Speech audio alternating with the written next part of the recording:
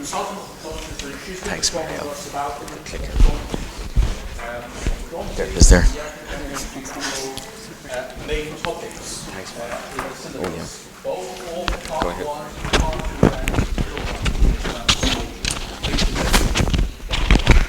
Just pull it up there and look out. And a few banknotes. And for those of you listening elsewhere, Dr. Walsh's presentation has had quite a few actual exam questions or power-facing of examination questions there. So blink it, you miss it, but make sure you don't miss it on the day when you sit your exams, okay?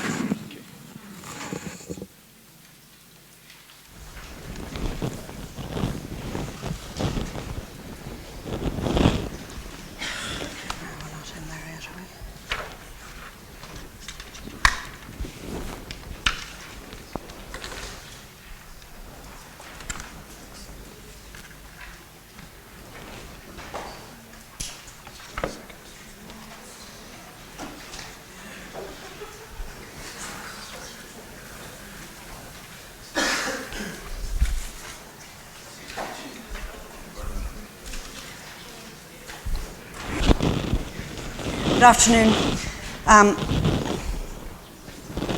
So again, a whistle-stop tour in orthodontics, and especially in terms of mixed dentition. What should you look at when you see a child patient? And 25 minutes is very little, and I appreciate you're all wrecked because you've been here all day. So if you stick with me for about 24 minutes, hopefully, then you'll get your lunch. Okay. Every child that you see, even from the waiting room, as soon as they comes into the clinic, you should be starting to think in your head, okay, what's the story here? What are we looking at? So first of all, how old is the patient? And then you look at him dentally, and then what is the dental age? And does the dental age match the chronological age? Because it doesn't always. Again, from a dental age or skeletal age point of view, what teeth would you expect to be there? The biggie is there symmetry between right and left? And what do I need to check? And do I need further information? Are we going to take a radiograph to see what teeth haven't erupted, what teeth are present, and so on? So the 5 things that we're going to talk about is, first of all, and this is a really important one, identifying the teeth present. In the clinical exams, we have people that come in all the time that cannot identify baby teeth. If there's a B present, if there's a C present, if there's an E present. So it's really, really important, if you're shown an x-ray, to literally count and be able to say exactly what teeth we're looking at. Growth modification, something on eruption disturbances, identifying the position of the canines, again, which is crucially important, and habits. Okay? So the first thing we do is identify the teeth present. This girl comes in, she's 11 and a half, and that's her dentition. So straight away we say, okay, there is symmetry here, but the laterals are fully erupted and there's no sign of the centrals. So what's happening? At age 11, we'd be kind of half hoping that was picked up 3 years previously, but it hasn't, and that makes life more complex in terms of treatment, because there's 3 years for a root to become fully formed. So if you spot an incisor that hasn't erupted at 8 and a half, you've got natural growth and development to allow it to erupt. If you action it, at 12, the apex is fully formed. So it's much harder to bring a tooth down if it is stuck up there. So if you have a missing central incisor, you've got to start thinking, what is the story? Is there a history of trauma? History of trauma, the tooth may have been avulsed. Or we might consider dilaceration. And that's what we're thinking of if parents give a history of traumatic injury. Supernumerary teeth, there's 4 different types of supernumeraries. There can be the conical supernumerary, tuberculate, supplemental, and odontome. And of these 4, the 2 that would prevent the eruption or stop the eruption of the incisors would be the tuberculate or the odontome. The conical supernumeraries tend to erupt, and the supplemental also tend to erupt. Here we have another mixed dentition case. In an exam, if you got this, you'd say, okay, the child's in the mixed dentition. There's an asymmetry present. On the upper right, the upper central incisor is erupting, and on the upper left, we have a retained primary tooth and what looks like an erupted supernumerary.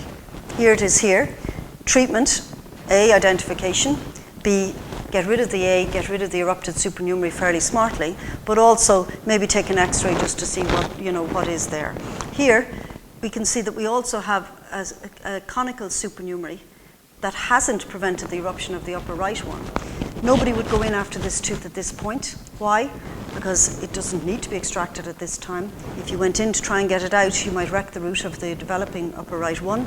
And what happens over the next 5 years is as the alveolus develops and the tooth erupts further, the inverted supernumerary is going the opposite direction. So by the time this child is 12 or 13, it may not be approximating the roots. Here we have another kid who comes in, age 11. Again, symmetry is there between right and left, but he has 2 retained A's and lateral incisors. What's interesting here is the A's are jammed up together. Normally you'd expect a little bit of spacing between the primary teeth. So again, we're trying to figure out what's going on, what's the story. Okay, when we look at the X-ray here, we can see 2 supernumeraries lateral to the A's with our unerupted incisors. Again, ideal world, if this was picked up earlier, those incisors might have been allowed to erupt off their own bat while the root is developing. Now it's a big deal to try and get these guys down. Another kid who arrives in, again, they're all very similar. Symmetry right and left, it's not here. You have an erupted upper right 1 and 2 on the right, and on the left we have retained A and B. Again, what do we need to do? Investigate. How do we investigate? We take a radiograph. Here we can see we have some sort of either an odontome or a tuberculate supernumerary preventing the eruption of the central. There's the periapical there. Okay, so the treatment is please say goodbye to the A, B, whatever this is, and maybe expose the incisors. And then when she comes back, that's exactly what she has. You can see that the odontome here has prevented any normal resorption of that upper right one, upper right A. So there was no way that was ever going to exfoliate normally and allow the eruption of the central. Here we have a situation where we have an extra tooth, and it's an extra tooth in the same manner and sequence. So this is a supplemental lateral incisor. So it's the exact same as the incisor in front. And the biggie here is deciding of the 2 teeth that are there, which one do you want to take out? And realistically, we would tend to take out the one that would be hardest to move orthodontically. So we'd probably take out the distal lateral there. And when we're asking, we'd always say NB, the distal supplemental incisor near the canine, or give a little bit more information rather than just saying supplemental lateral, because somebody may not appreciate which lateral we're looking for. Here we can count the teeth. Here straight away we see we're missing lateral incisors. Okay, we have also retained E's. So you'd be suspicious here until a radiograph tells you otherwise, but you might also be missing 5s. Again, it's in terms of information for parents. It's spotting these potential issues and difficulties early rather than just automatically saying, okay, you need an orthodontic consultation, and then it's the second round of examination before the parents realize there's a bigger issue than they expected. Here's a much more severe hypodontia case. Trickiness here is to make sure, identify what teeth are there, what teeth are not, and then to try and maintain all the primary teeth for as long as possible.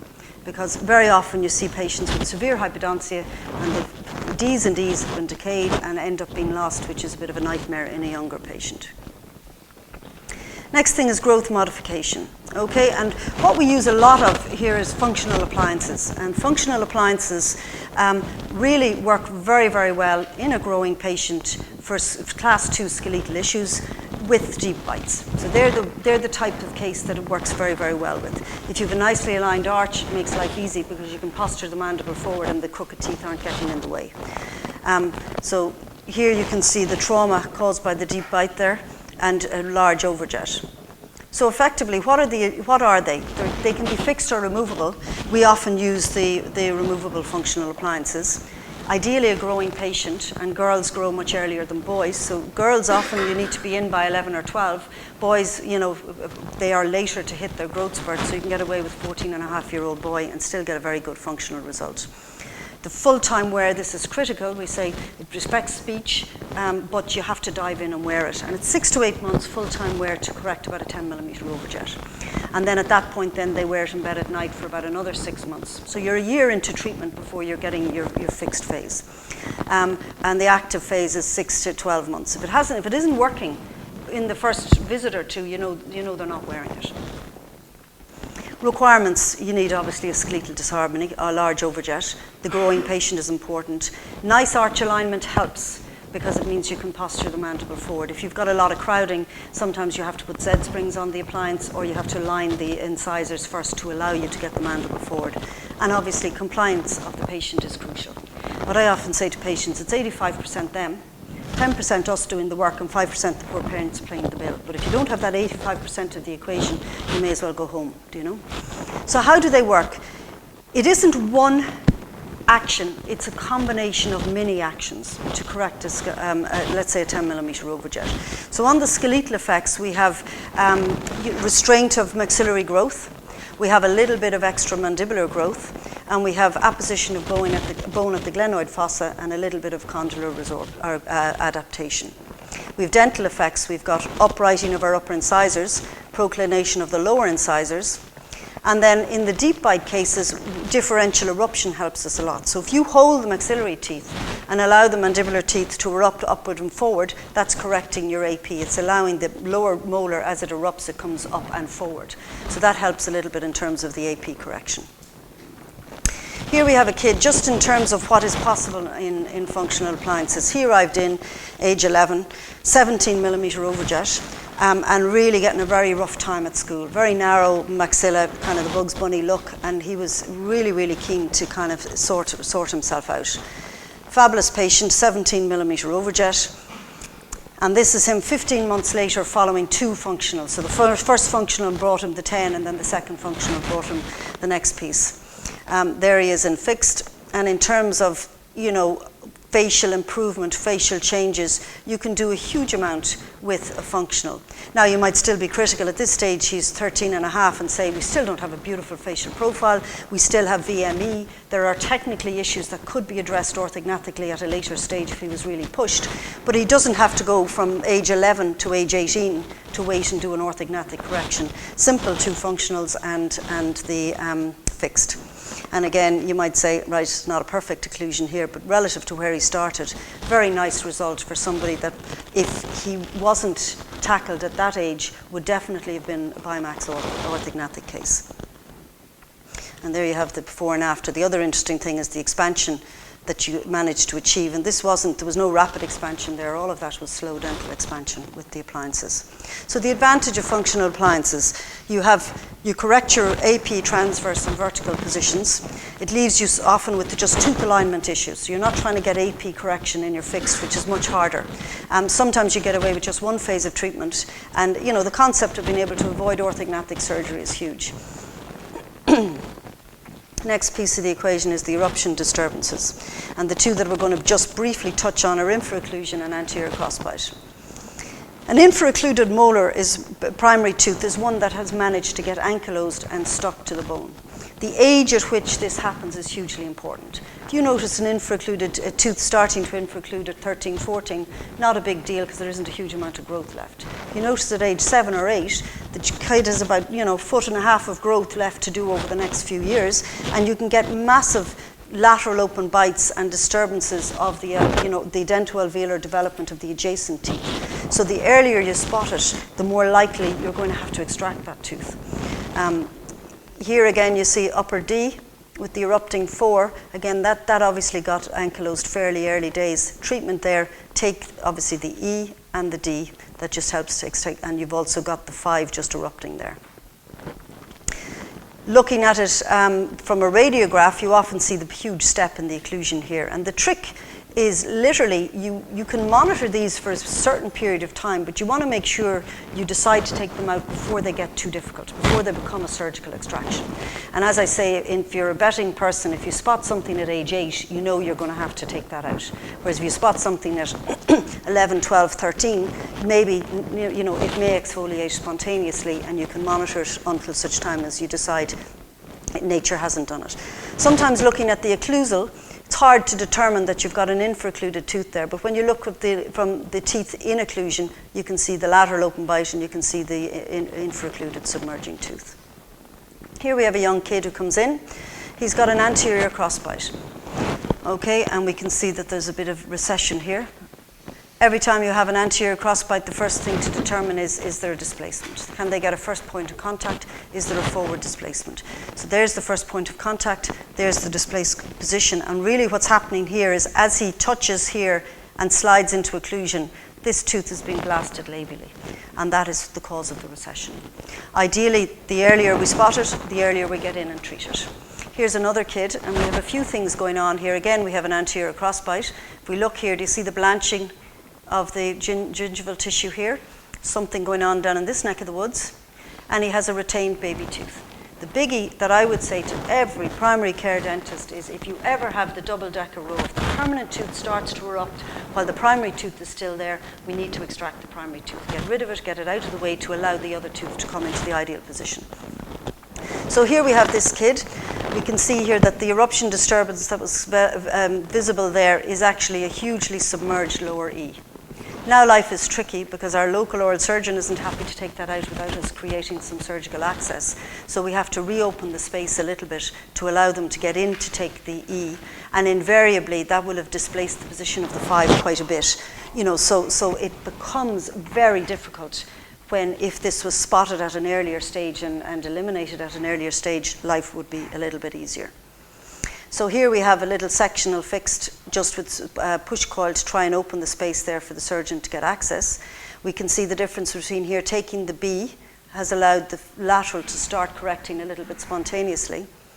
And we have our crossbite, which if you notice now has recession.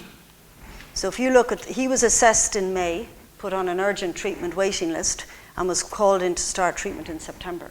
So May to September, we're in serious trouble there. So that's what, in an ideal world, as soon as you spot them, you get in and sort it out. The appliance that John mentioned, and you know, everybody has slightly different techniques, but the concepts are the same. You need retention. With a lot of primary teeth, I like ball clasps because they're very easy to adjust. You need something to flick the tooth forward, which is a Z-spring in this effect. You need to open the bite, which there's acrylic, and then an acrylic base plate. So he has both appliances going at the same time. He has his little sectional down here and the Z-spring to flick that tooth over the bite. Next big important thing is identifying the position of the canines, okay? And there's a few kind of basic principles. We know that at age 8 to 9, we should be able to palpate the cuspids in the buccal sulcus. If we don't palpate them in the buccal sulcus, we need to identify where they are. Okay, here we have a kid that you can see, you know, sometimes you don't even have to palpate it. Sometimes it's obvious clinically. You see the buccal bulge. But here you can see an obvious buccal bulge. C is retained here, not much. If we look from the occlusal, you see you've kind of got a concavity here, concavity there. That's never a good sign. You want to see a big convexity, a massive bulge there. So again, in these sort of cases, we're looking and we're saying, okay, where are those canines? Is there anything we should be doing to get them into a more ideal position for eruption? So Erickson and Curall did a bit of work in 86, and what they said is that effectively, if you cannot locate the canine by dental age of 9 or 10, you need to determine its position radiographically. Here we have a 17-year-old. He arrives in for treatment. He has his retained C, also retained E's because he's missing 2 5s. Fairly nice dentition, and you'd be loving here not to do any treatment. But unfortunately, he has an impacted canine. In an ideal world, if he had been spotted 5 years previously and the primary tooth taken away, more than likely, 80% chance that canine would have erupted. But now he's into a full course of upper arch treatment to get that canine into position. So how do we identify the position of the canine? We use what we call parallax. And parallax is using 2 radiographs and comparing. So you can have a horizontal parallax, which is periapical radiographs, taken with the tube, the second tube quite a distance away. Or you can have vertical parallax, which is an OPG and an occlusal. And there's a defined tube shift between those. Here's our periapicals. And if you look at the difference between the first and the second one, as the tube moves distally, the impacted tooth is also moving distally.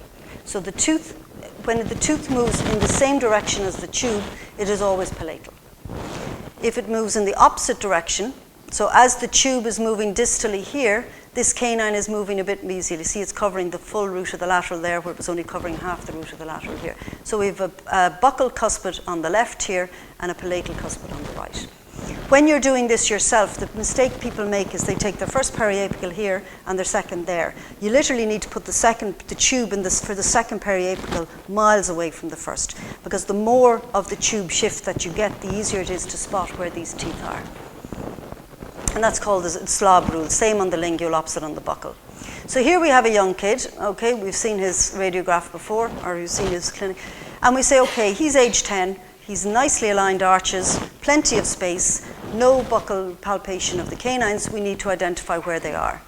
Orthodontically, we often use the vertical tube shift because we have an OPG, we often have an anterior maxillary occlusal, we already have the radiographs we need. So there's his OPG, that's his occlusal, and you can see that there's a +7 for an OPG, +60 for an occlusal. That's a 53-degree tube shift there. So very easy to determine what's happening. And here we can see that as the tube has gone up, both cuspids have gone up the root. So they're two palatal canines. So we've identified that he has palatally developing canines with plenty of space. Erickson and Curall back in '88 said, right, you bin the canines, get rid of them, space maintain if you want, but you have to get rid of the primary canines. Then, of course, there was a Cochrane review back in 2012 to say, insufficient evidence, nobody's done any work on it since, stop taking out the Cs. So there was another study done fairly smartly after that, and they found the exact same thing that Erickson and Curall had found, that in nice dental arches with spaces, if you take out the primary cuspids, you would expect a 70% chance of the permanent cuspids erupting, unless they're completely ectopic. But if they're in the neighborhood of being right, they should erupt. And then the last thing we're going to talk about is habits. Okay, quite often patients come in and they are thumb suckers. And what we say to patients who are thumb suckers is that the thumb is a magic device. It is a magic brace that moves the teeth in the completely wrong direction. So the sooner we can stop it. Same with the dodie, sucking is slightly less of trauma because most kids will finish sucking the dodie at 3 or 4. But if they're not, we try and stop that as well. But the thumb is a big pain in the neck for us. What happens if you have your thumb in your mouth for a prolonged period of time every day? There's a lot of normal growth and development things that cannot happen. The tongue can't sit in the roof of the mouth, so you don't get your normal maxillary expansion that happens with normal growth and development. If your thumb is in the way, you've got a gap between your back teeth. If you give nature a gap between the back teeth overgrown. So you end up with open bites and a long face syndrome. And if you've got your thumb in the way of you get proclination of the upper incisors, retroclination of the lower, and you get a massive overjet. So these cases are always really, really difficult to correct.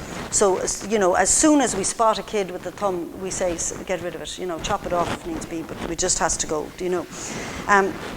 This is another type of, and this is the type of occlusion that you see often in primary kids. You see them, primary teeth in the you're out shopping and you see this kid with the dodie and they take it out and that's the type of arch form you get. It's the exact same with the permanent dentition and the thumb. So if you've got a vigorous thumb sucker, she has molded the shape of this upper arch to her thumb.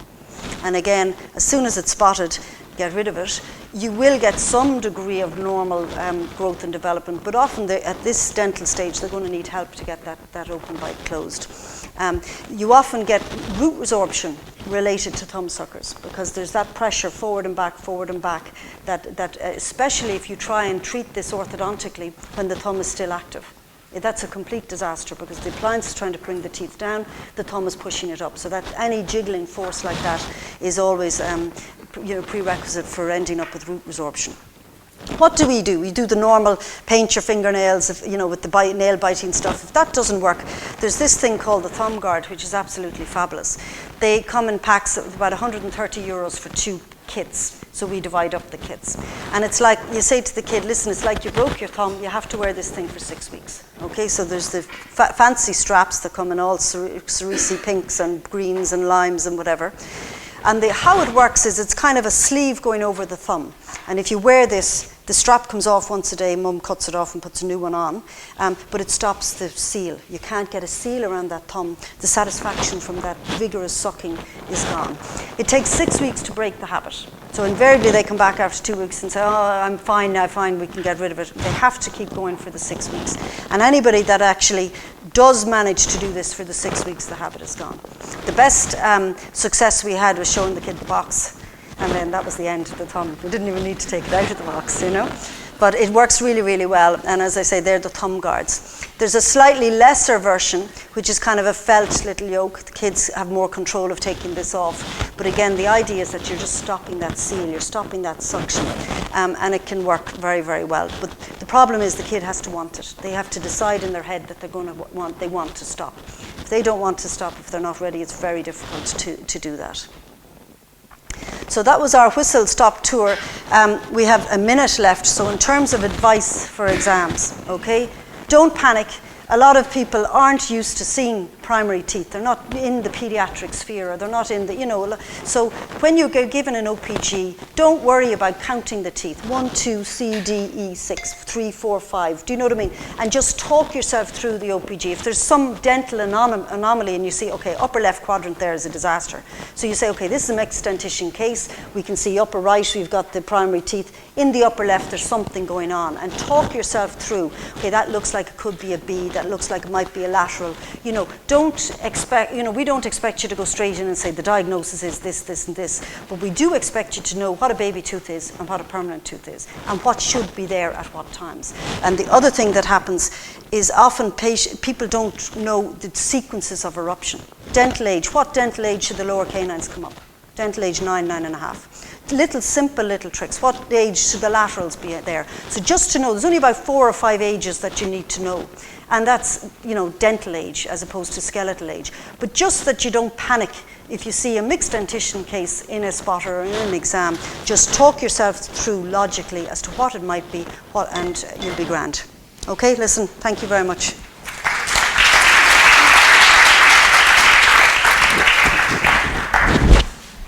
Thank you very much, Maria, for a splendid presentation.